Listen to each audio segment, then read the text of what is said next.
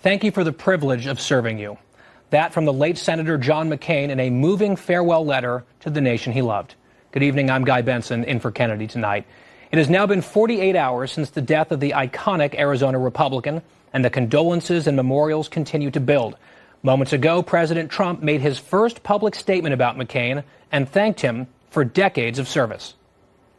Also, our hearts and prayers are going to the family of Senator John McCain. Going to be a lot of activity over the next number of days, and we very much appreciate everything that Senator McCain has done for our country. Well, the president had been criticized for his handling of McCain's death. More on that later. But meanwhile, Senator McCain will lie in state on Capitol Hill later on this week. Only 29 other Americans have ever received that honor. And earlier today, McCain's family releasing a farewell letter written by the senator himself. It read, quote, in part, "I have often observed that I am the luckiest person on earth. I feel that way even now as I prepare for the end of my life. I have loved my life, all of it. I have had experiences, adventures, and friendships enough for 10 satisfying lives, and I am so thankful. Like most people, I have regrets, but I would not trade a day of my life in the good or bad times for the best day of anyone else's." And today on the Senate floor, a black cloth draped over Senator McCain's desk. You can see it there with a bouquet of white flowers. His fellow Republican, Senate Majority Leader Mitch McConnell, shared why he considered McCain to be such a remarkable man. It takes one kind of heroism to undergo unimaginable pain and suffering as a POW, but then persist in loyalty.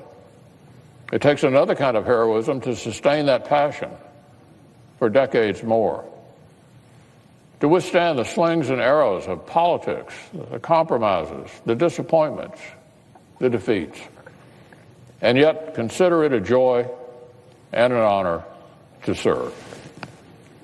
Few have either kind of heroism. John McCain had both. It was a moving speech. You can look the whole thing up online. The tributes will not end there either. Fox Business Network's Edward Lawrence is in Washington, D.C. with more tonight. Edward, thanks for being here. Yeah, Guy, the senators and, in fact, the rest of America also mourned the passing of Arizona Senator John McCain. He lost his battle with brain cancer, as you know, on Saturday. Now, this was not without controversy today. The White House actually set the American flag all the way up this morning. A number of groups voiced their criticism of that, including the American Legion. By the end of the day, the flag of the White House was put at half-staff. The president and Senator John McCain did not always see eye to eye on a number of issues. In fact, Senator McCain was the deciding vote to end the president's plan to try and repeal Obamacare. The president releasing a statement in addition to his comments saying that he respected McCain's service to this country. The president will not be going to the funeral for John McCain. He's sending instead Vice President Mike Pence. Still, McCain's passion for his causes earned the respect of the others across the aisle from him. And so I'm introducing a resolution to rename the Russell Senate Office Building after John McCain. And I'd like, decades from now, little children to ask their parents, who was John McCain? And they'll explain his sacrifice, his patriotism, and most of all, his fidelity to do the right thing as he saw it. And Senator Chuck Schumer went on to say that McCain was daring, a brave person that all Americans should strive to be. His colleagues, Senator McCain's colleagues in the Senate, remembered him fondly. John McCain was a statesman and a dear friend who was devoted to a cause greater than himself. And that cause was the United States of America. It has been an honor to serve alongside him for nearly 21 years in the United States Senate. And on Friday, there'll be a ceremony at the U.S. Capitol for John McCain. He's getting a military transport from Arizona to Washington. And then it will be a horse and carriage as he's laid to rest at the U.S. Naval Academy. Back to you, Guy. Edward Lawrence in D.C. tonight. Thank you. Senator McCain never sugarcoated his opinions, and he had a reputation for being a bit cantankerous. But his admirers and critics alike will tell you the same thing. He always apologized when he was wrong. We don't always see that in Washington these days. Joining me now with more is the host of Media Buzz on Fox News Channel and author of Media Madness, Howie Kurtz. Howie, thanks for being here. Congratulations on your world premiere here. Thank you. It's no pressure, right? Kennedy office, high stilettos to fill. Howie, let's start with a broad review of the relationship between the Fourth Estate and John McCain. I remember a formative memory for me was the senator's 2000 presidential campaign, where he had that bus, the Straight Talk Express, which it granted extraordinary access to the press. Reflect, if you will, on the career of the late senator and his back and forth relationship with the media. Back and forth is right. I first got to know John McCain well during that campaign. Spent days and days on that bus where he didn't have any money. He was down in the polls. So he would just talk to reporters between events, 8, 9, 10 hours a day. Eventually, reporters would run out of questions, and he'd talk about sports and movies. So it got him a warm relationship because this was extraordinary. No presidential candidate had ever done this. It also meant that he made mistakes. Sometimes he paid a price for that. But it contrasted so sharply with the usual 5-minute availability, carefully choreographed, carefully scripted thing that most candidates do. At the same time, the press swooned over John McCain in that campaign because he was running against George W. Bush and the Republican establishment. Somewhat of a different picture in 2007 and 2008, when McCain was more of the establishment and Republican candidate himself, especially when he was running against Barack Obama. Of course, got tremendously favorable treatment from the press. And suddenly, there were all these stories about John McCain as a temper problem. Well, he did have a bad temper, but he was being described as, perhaps unstable, perhaps unhinged. Suddenly, a much darker picture being painted by the press that just a few short years earlier had been in a kind of a romance with the senator. Yeah, and I think that's one of the criticisms that I've seen about the media and their coverage of McCain. And now, of course, they're paying all these tributes to him now that he's passed away, and rightly so. But conservatives, I think, are frustrated because of what you just said. When John McCain was bucking his party and being that maverick that was a thorn in the side of so many conservatives, there were glowing tributes, and his coverage was very, very positive. And then when the stakes were really high in 2008, standard bearer of the party, running against Barack Obama, press was brutal to him. And I think there's a double standard that some conservatives are calling out today. Is that fair? Yeah, because I lived through it. I wrote about this at the time. Many in the press were very, very harsh on Senator McCain. And you see it again now in the Trump era. He became sort of a hero on the left and to many in the media as he became one of the most vociferous critics, first of candidate Trump, then President Trump, who, of course, also tangled with McCain during the campaign. These are two men who did not like each other very much. And so, look, John McCain, there's a lot of things you can't take away from him. War hero, denied early release even as an admiral's son. He made mistakes. He alienated many Republicans, particularly recently, and also in the Bush administration.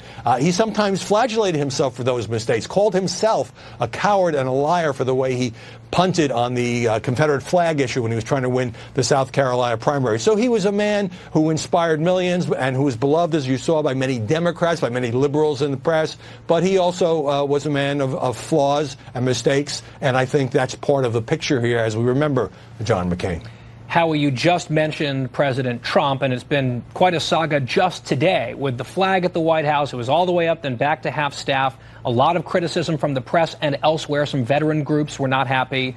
Was this the White House finally responding, or one could say caving to media pressure today?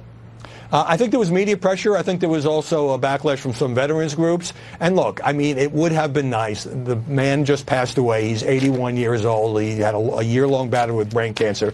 If President Trump more quickly could have said, thanking him for his service to the country, keeping the flag at half-staff at the White House. Instead, to critics of the president, it looked like he was fighting one last battle with an opponent who was no longer there. But, to be sure, in the book that the Senator published this year, he was very tough on Trump. In the statement that was read by his former campaign manager to be read after his death, he didn't mention Donald Trump, but he took some shots at him. So I don't know how much the country cares about all this maneuvering, but it is a kind of a contrast, because this is the hyper-partisan politics with which we live now, Guy.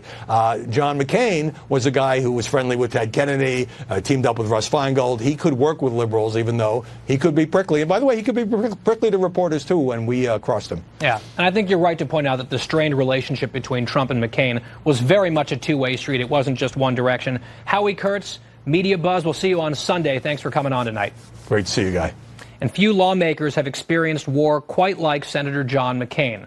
Of course, on October 26, 1967, McCain's aircraft was struck by a North Vietnamese surface-to-air missile. McCain's arms and shoulder were broken, his knee was shattered, and he was fished out of a lake by a mob before being beaten, stabbed, and kept prisoner for more than 5 harrowing years. As a senator, he was a hawk when it came to U.S. foreign policy, backing military intervention from the first Gulf War all the way to the invasions of Afghanistan and Iraq. His loss will undoubtedly be felt in the U.S. Senate, but what does U.S. foreign policy look like, the policy side, without Senator McCain? Joining me now, Iraq War veteran and KFI radio host Brian Suits. Brian, we're glad that you're here tonight. Good evening. Thank you, Guy. You're doing great. Oh, thank you. Appreciate the endorsement so far. There's a long way to go. I can screw this up. I have 50 more minutes to not completely fall out of the chair. Brian, let's just start big picture. With the loss of John McCain on the policy front, how does this impact U.S. foreign policy and military policy, broadly speaking? He was probably, the most active voice for intervention in things that, frankly, maybe we could have done better off without the intervention. I did agree with him in Iraq, and I served as in an infantry role for a year and a half in Iraq. I agreed with that, but I disagreed about why are we in Syria, why intervened in Libya and things like that. McCain gave Obama that cover because he was unassailable. When it came to, committing American troops into harm's way, you can't second-guess that guy, and nor should anybody, because he knew the cost of conflict better than anyone except maybe Bob Dole in American Senate history. I don't know of anyone who suffered at the hands of one of our worse enemies than Bob Dole. And so I think, I don't know who replaces that voice in the U.S. Senate. Yeah. Tom Cotton, I'm not sure. I don't hear Tom Cotton exactly saying we should intervene left and right. And I don't want to characterize McCain as that, because my respect and admiration for him as a personal hero is depthless. And I taught my daughter all about him this weekend. But I'm not sure who would replace that voice with him. Also, John McCain was a visionary when it came to the upcoming strategic face-off that the United States is in the middle of with China. He saw it right now. A lot of people aren't going to see it for 10 years. He was a guy, the Navy was his family trade, and his father and his grandfather were admirals. He was a strategic thinker, and I'll miss that in the Senate, because this is not a guy who really cared about next year's congressional elections and his buddies in Congress or his Senate reelection. I liked that about him, and that gave him a certain freedom in foreign policy. Yeah, and I think that you're very right to point out that the term chicken hawk gets thrown around sometimes for people who advocate military intervention. That term could not or ever apply to John McCain for the reasons that we've been talking about. And I know there's probably a lot of libertarians in Kennedy's audience who think that he was too willing to go there, too willing to intervene, but I think the respect was still immense because he had earned that respect. And on that point, Brian, I want to ask you about this. All over Twitter and social media, I've put out a few messages of tribute to Senator McCain. I don't always agree with him, and that was fine.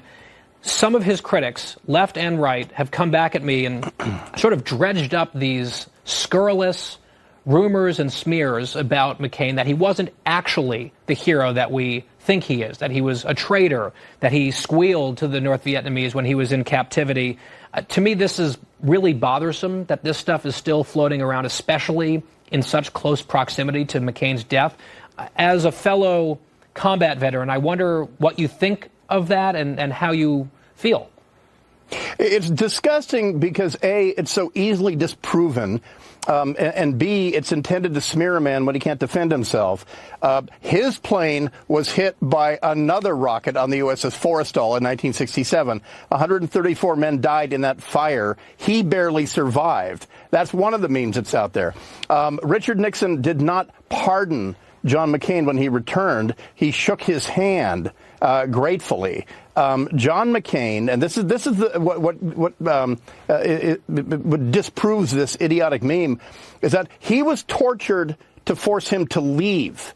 They tortured him because he wouldn't leave. He wouldn't take early release. Yeah, and so the Vietnamese brought a French communist with a 16-millimeter camera and they badly set his arms and his legs. And they knew his name. They knew the American newspapers printed his name that an admiral's son was shot down. He didn't reveal anything. You know, he was a married man with 3 kids back in San Diego. No, he didn't squeal. And besides, in the months later that they tortured him, he didn't know anything about tomorrow's mission or what the payloads were going to be or anything like that. He was tortured to get him to leave. And that is extraordinary. His fellow POWs at the time urged him to leave or else he would die. He prepared his own suicide, and the North Vietnamese found that and realized what a propaganda hit that would be, and they stopped him from committing suicide. That degree of commitment to this country is absolutely humbling, and anyone who doesn't feel humility when you read that story in comparison to your own life story, I'm going to block you. You're a troll. Yeah, that's exactly right. He was a man of honor, and it's important to keep to set the record straight and keep it straight. Brian, really appreciate you doing that for us and stopping by tonight. Thank you, Guy. Sure thing. And coming up, President Trump says he's terminating NAFTA after creating a new deal with Mexico. Now, will this bring Canada to the negotiating table? And how will that impact your wallet? We've got a live report, plus the panel next. Well, the global trade war may have reached a partial ceasefire today. President Trump announcing that the United States has reached a deal with Mexico, and it will not be called NAFTA. They used to call it NAFTA. We're going to call it the United States-Mexico Trade Agreement. We'll get rid of the name NAFTA. It has a bad connotation because the United States was hurt very badly by NAFTA for many years, and now it's a really good deal for both countries, and we look very much forward to it. The president noted that he hopes to have Canada participate as well, and the Canadian Minister of Foreign Affairs traveling to Washington, D.C. for negotiations beginning tomorrow. NAFTA talks have been stalled for nearly 2 months, but could today's announcement get things back in gear?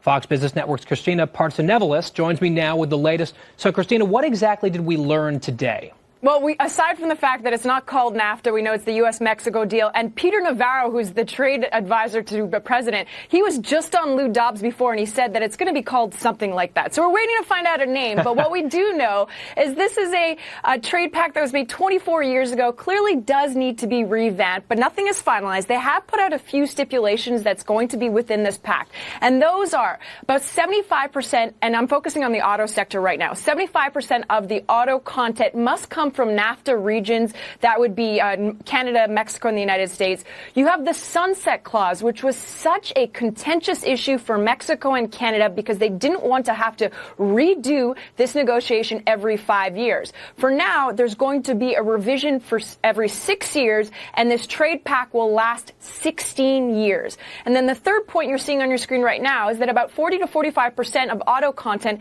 has to be made from areas or offices or companies that pay their workers at least $16 an hour. Why put that stipulation in there? So that you don't have U.S. auto companies moving their jobs to Mexico where employees are paid a lot less. Today you had the news, auto sector, and the stocks actually climbed much higher. GM, Ford climbing higher. We also had the president of the American Auto Policy Council weigh in saying he was optimistic, but keep in mind a lot of these American manufacturers do have plants in Mexico and do have plants in Canada.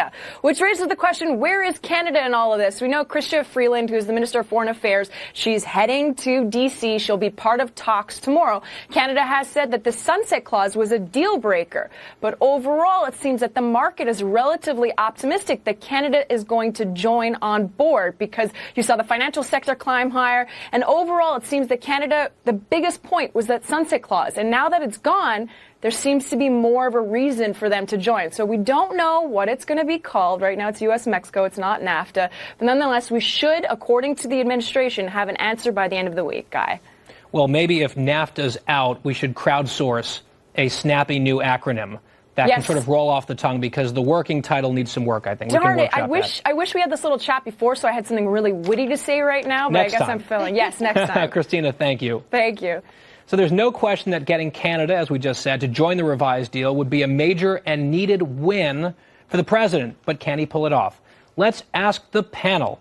editor for townhall.com. Hey, I know that website. And Fox News contributor Katie Pavlich, who I will also add will be hosting Fox and Friends on the Fox News channel for the next 2 days. So get up early with Katie and friends. Please do. Also, Campus Reform Media Director Cabot Phillips is here, and the former Director of Strategic Communications for Hillary Clinton and Democratic strategist Adrian Elrod. Guys, thanks for showing up and putting up with me tonight. Hey, Guy. Nice to see you. All right, so Katie, let's start with you.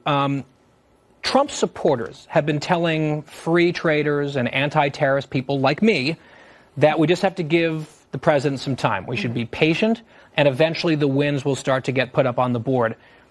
Are today's developments a sign that maybe that patience is paying off?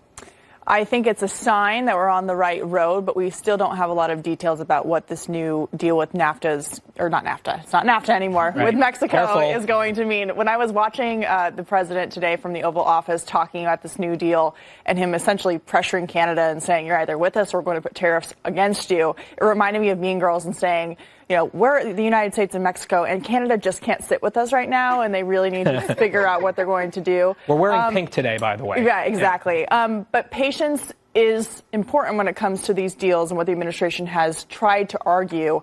And the big question has been, how long can American farmers and people who are affected by these tariffs really stand the heat? Because there are real life consequences, less money in people's pockets, fewer jobs in a lot of cases. So maybe it will pay off. We still have to wait a little bit longer to see what the ramifications are. But I have a feeling that Canada will come to the table, but we still have to see what the details are. Adrian, I've been delighted to see your party embracing free trade. I guess that's part of the resistance that I can actually get behind. But let's just say that the president gets this win, the Mexico deal's good, Canada comes on board, and they check that big box. Will you guys give him credit, finally, if it's a better deal? Well, I think we will give multiple people credit because it's not just going to be Donald Trump. But he was the driving force, right? And let's also remember that Congress has to approve whatever deal he puts forward, and that was something that he did not focus on today. Whatever happens will require congressional approval. So it's not as simple as the president of Mexico, the prime minister of Canada, and President Trump coming together and saying, here's our deal. But look, there's no question that NAFTA is outdated, that we need significant reforms to America's trade policies. So I think the stock market responded somewhat positively today. But again, there are a lot of unknowns that we don't know the answer to yet. And we have to see how this plays out. Cabot, with the Republicans, there's still that anxiety among a lot of them that some of the tariffs, if these continue to hang on and we don't get finalized deals, those effects, those ramifications could start to eat away at or even eclipse tax reform and deregulation and the roaring Trump economy. Where's the line where people start to finally say, you got to do something? Well, he's flirting with that line, especially when you take into account these tariffs are disproportionately impacting his base. His base, those people in middle America and manufacturing jobs, these are the people that are most likely to be impacted by the tariffs, to see their purchasing power go down, to see their, jobs disappearing, whatever it is. So that's an interesting thing. We've seen how his base has not gone anywhere through the tweets, through the investigations, through Russia, whatever it is, his base has not gone anywhere. Yeah. People have been asking, well, when does it start leaving? Maybe this could be the thing where if these tariffs end up not working out for them, that they could start to say, well, it's impacting my bottom line now. Maybe that's something that could hurt the base. Yeah, we need to be careful with that. We'll be talking about that loyal base coming up with you guys in a little while. Panel coming back after the break. But coming up first, there's no doubt the president's coming off, well, we'll call it a tough week, legally and politically. But we'll show you a surprising new poll, maybe not that surprising, actually, on his approval ratings. That's next.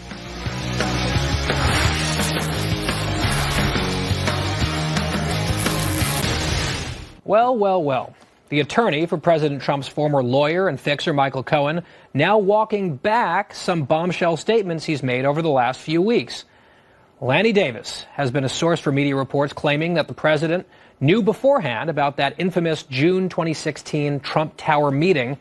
But Davis now backpedaling, saying recently that Cohen maybe didn't have any information about the meeting and told Fox News earlier today, quote, "I should have been much clearer that I could not confirm the story. I take the responsibility for not communicating more clearly my uncertainty. I regret the error." Davis also softening his claims that Michael Cohen might have told Robert Mueller, that the president was aware of Russian hacking in the 2016 election, now telling the Washington Post there's, quote, a possibility that that might be the case, but he's not sure. Wow. So should Michael Cohen find a more credible lawyer? Let me bring in the editor-in-chief of the Daily Caller, Chris Bedford, and former criminal defense attorney Emily Compagno. Guys, thanks for being here. Good evening. Thank you. All right, Chris. So this is quite a climb down from Lanny Davis, and his original claims about what his client knew or supposedly knew got lots and lots of treatment in the media. It was covered all over the place, and now this walk back is perhaps getting more muted coverage. Is this an example where Team Trump can accurately cry fake news? Absolutely. He has walked it back, and he has apologized, but the place that reported it first, probably using him as one of their sources, CNN, they haven't changed anything. Their article hasn't been updated all month, and he's been walking this back ever since his client, Michael Cohen's plead out last week, because we basically know that Michael Cohen threw anything he possibly could against prosecutors to try and cut a deal and say, all right, I'll tell you what I know, just get me out of this, just get me out of this. And all he really knew, or all he could accuse, and we'll see if he has proof, is that President Trump may have committed campaign finance violations. If he had anything about the Russians, he would have had to have used it then. And Lanny Davis has been walking it back bit by bit by bit. And so far, I haven't seen anyone in the media who's actually reported on this in the first time affix any updates to say, actually, this has been unsubstantiated by the number one suspect, the number one witness. Yeah, and actually CNN earlier tonight saying that they stand by the report, even though one of the sources of the story is recanting, which I think is an interesting choice. I'll put it that way. Emily, I want to come to you on a separate topic, same general subject matter, though. Alan Dershowitz, of course, the famed law professor, was on Fox and Friends earlier today, and he made this point about the legal jeopardy that he sees for President Trump. Maybe not Mueller and Russia, but something else. Take a listen, then I want your reaction.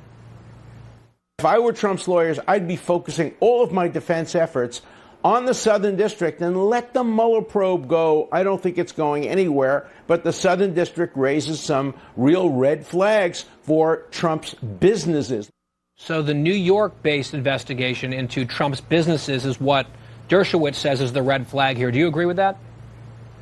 I do agree with that, and I want to point out for viewers why exactly. Essentially, the more complex the assets you have, the more complex your businesses are, the more that your liability is, the more your exposure is. And here's why. I've seen in the same case, prosecutors prosecute a $35,000 tax evasion, but fail to prosecute a $3.85 million embezzlement because that embezzlement was immunized. But they failed to accept even a plea deal for putting that person behind bars. And the point is the greater fish that they were seeking. It's the more unconscionable person in their eyes that they're targeting. And the amount, as Dershowitz phrased it, he said, you know, the average person commits 3 felonies a day. And that's based on a book. And it's funny, I cite that all the time because it's so true. And partly to blame is our overregulation and super complex tax code. So even if you're not part of some big fraud organization that's undertaking these plots over a cauldron, it still doesn't mean that you're liable for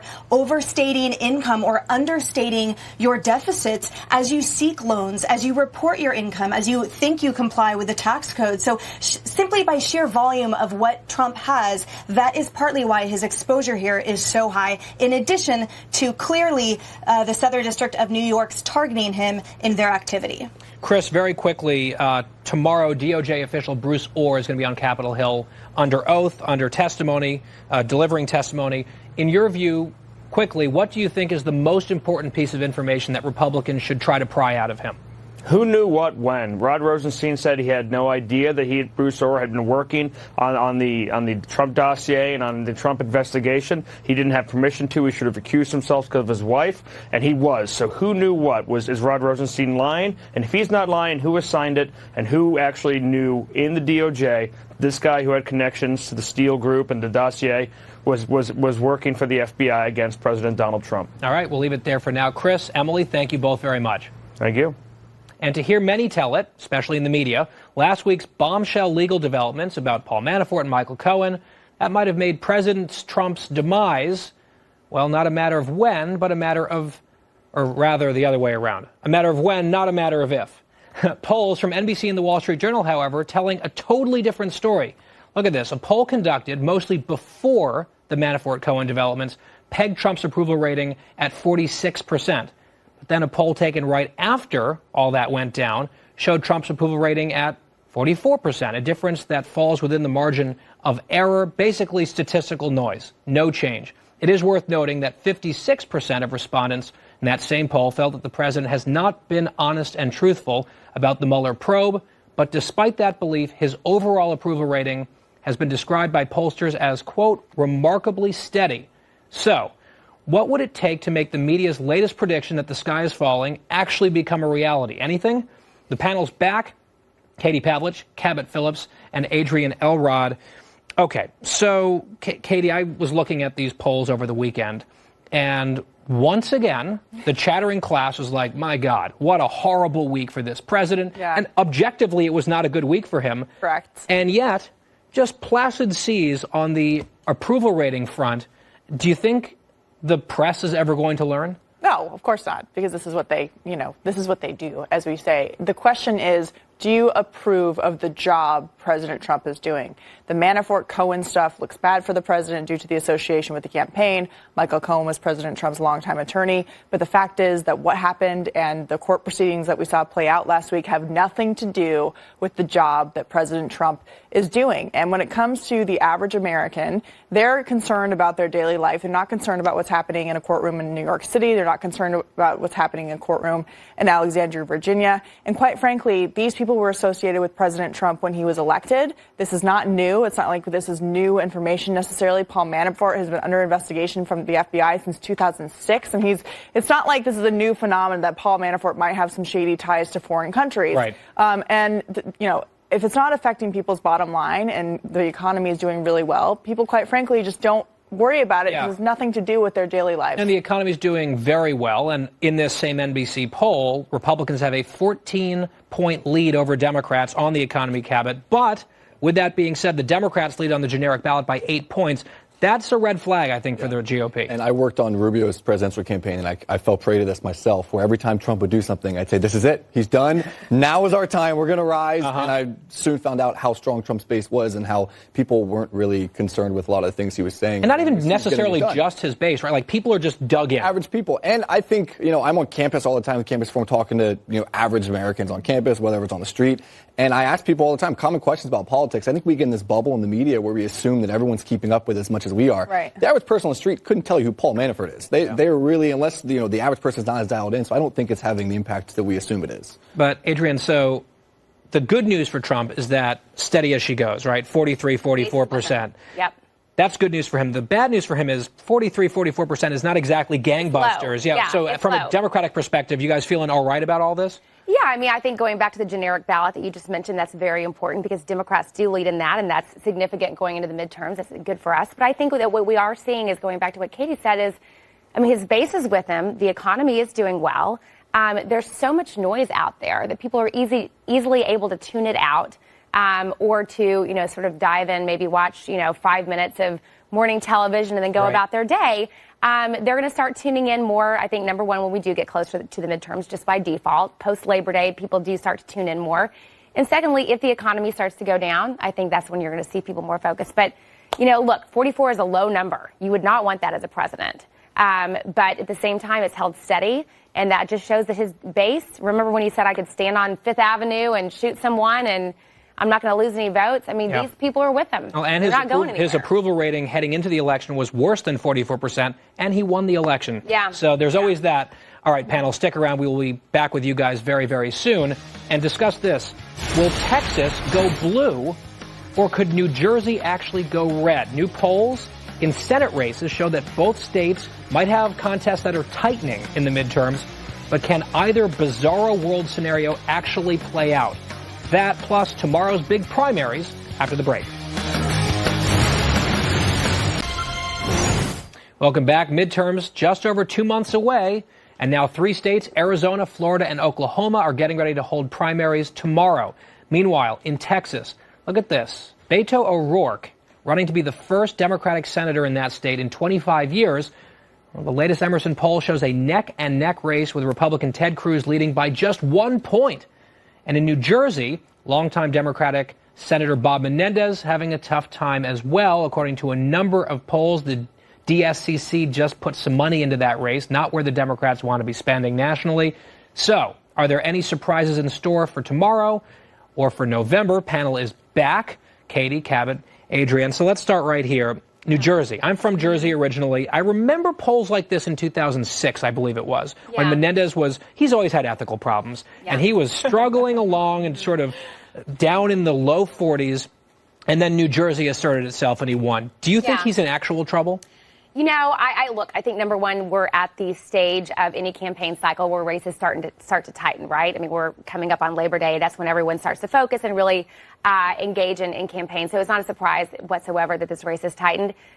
Bob Menendez also has a huge apparatus. In a state like New Jersey, a strong field operation is He's a machine politician. He's a machine politician. So, look, I think it's going to be tight. We also got to remember there's a couple Republican members of Congress from New Jersey, so it's not a solidly blue state. But, you know, it's not a surprise to me whatsoever that this race is tightened, but I think ultimately he will prevail. Cabot, so I've seen a few polls that have Ted Cruz ahead by 4 points, 6 points, 9 points in Texas. This one has a 1-point race at the Emerson poll, which in the same poll had the governor in Texas just up by a massive margin. Yeah. So any real worries here? Like, is this thing happening, or is Cruz safer than that poll looks like? It's certainly concerning. I think it comes down to who comes out to the polls. Young people who are more likely to support our work in the state of Texas under the age of 40 traditionally have not gone to the polls, especially in midterm elections like this. If they do turn out in massive numbers, I think Ted Cruz should be concerned. But traditionally in Texas, you've got the older Republican conservative base that always comes out in elections. The scary thing, this might end up being a good thing. The bad thing you don't want to happen is complacency, where you start to say, well, he's going to get elected, I'm not going to go to the polls. I think some polls like this to scare up support among the Republican base could be a good thing. They could be looking like your average Republican being like, well, Greg Abbott's fine, the governor, but oh my gosh, could Ted Cruz lose to, it's not just a Democrat, Katie. Beto O'Rourke is out there on the left, pro-impeachment, pretty radical on abortion and guns and other. Saying illegal immigration shouldn't be a crime anymore. Yeah, especially for Texas. We're criminalizing migrants is what he says. Right. These are out there for Texas. So do you think Cruz can just sort of put Beto's record on billboards and be like, seriously? Yeah, definitely. But, you have to remember that Texas has been a big, target for the left for a long time. If Texas goes blue in any way, because Republicans had such a stranglehold on it at the national level for so long, they see that as a way to get into, power across the country. And so Republicans can't be complacent, whether it's New Jersey, Texas, Alabama. Let's not forget what happened in Alabama. There is a Democrat now representing the state of Alabama in the Senate. No seat is safe. Politics now is very strange. People are more and more moving away from the parties. They're not necessarily independents, but with the split on the left between Democrats, the Hillary Clinton faction, the Bernie Sanders faction, and the split on the right between, the establishment conservative Republicans and the Trump faction of the party, nobody's really fitting into one way or the other. Yeah, and so nobody can take anything for granted. It's Panel, fun. Thanks for doing this with me tonight. This was fun. Thanks. Great job. All right, coming up, U.S. relations with North Korea just took a sharp turn for the worse. Why is the rogue nation now accusing the U.S. military of plotting an invasion? Gordon Chang is here to break it down. That's after the break. The so-called bromance between President Trump and Kim Jong-un might be headed to couples counseling. North Korea's state-run newspaper yesterday accused the United States of staging military drills to prepare for an invasion, while at the same time pursuing a dialogue with, quote, a smile on its face. The U.S. called the allegation far-fetched, but the propaganda piece came just 2 days after President Trump canceled Secretary of State Mike Pompeo's trip to North Korea. So, is this just a bump in the road, or is it time to call a tow truck? Joining me now is the author of Nuclear Showdown, Gordon Chang. Gordon, thanks for coming on. Thanks, Guy. Well, we were talking during the break. You view this development as a positive thing. Why? Well, first of all, North Korea was willing to make some symbolic steps, but they weren't really willing to engage the United States in talks about giving up their weapons. And so we had to pivot sometime, and President Trump, I think, pivoted earlier rather than later. That's a very, very good thing, because while we were giving Kim this opportunity to actually do the right thing, we had China, Russia, and South Korea actually violating sanctions. They were very open about it. They sort of thought it was open season on the U.S. I'm very happy that President Trump has said, look, I'm taking control of this situation again. You mentioned this pivot from Trump. What precipitated that? Why all of a sudden, all the glad handing and some people saying he went too far in cheering Kim Jong-un, and now, boom, the trip's canceled, he's unhappy. What happened? Yeah, I don't know what happened, but clearly it happened quickly because on Thursday, President Trump talks about this new North Korea envoy, and he has the trip for Pompeo going to Pyongyang. And all of a sudden on Friday, we get the tweet which says, look, I've canceled the trip. Is there intelligence, something the North Koreans are up to? I think that President Trump knew exactly what was going on for quite some time. He actually said, look, he's going to give Kim a one-shot opportunity. Our president said that in June. And the North Koreans just blew the chance. Okay, so I guess that goes to my next question. Now what? Is this whole offer, this whole attempt, this gambit blowing up, or does Trump see this as part of the dance? Well, it could be part of the dance. We saw in May, for instance, when Kim was really misbehaving, that very provocative language out of Pyongyang, President Trump said, look, I'm canceling the June summit. The North Koreans immediately, within hours, turned conciliatory. Now, this could be the same thing, but I hope that what we're going to go back to is this pressure campaign because, starting from the end of May, the United States actually relieved pressure on Kim. We didn't go after his front companies. We allowed the Chinese and Russians to openly violate these sanctions. The South Koreans thought they could do the same thing. Things really went sideways. So I do hope we go back to maximum pressure. Yeah, and I think that one of the positive elements of all of this was keeping the North Koreans guessing and off balance. Maybe they were getting a little careful, felt like they were getting away with stuff, and now, surprise, President Trump has pulled a new card out of the deck. Gordon Chang, thank you so much for your time tonight. Thanks, Guy. All right, we'll be back after this.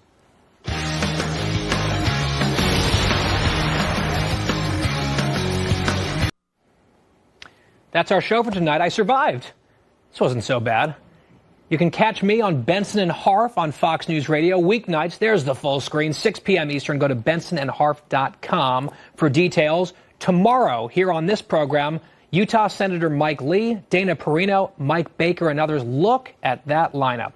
Well, I'm Guy Benson, delighted to be in for Kennedy tonight. Be back tomorrow. See you then.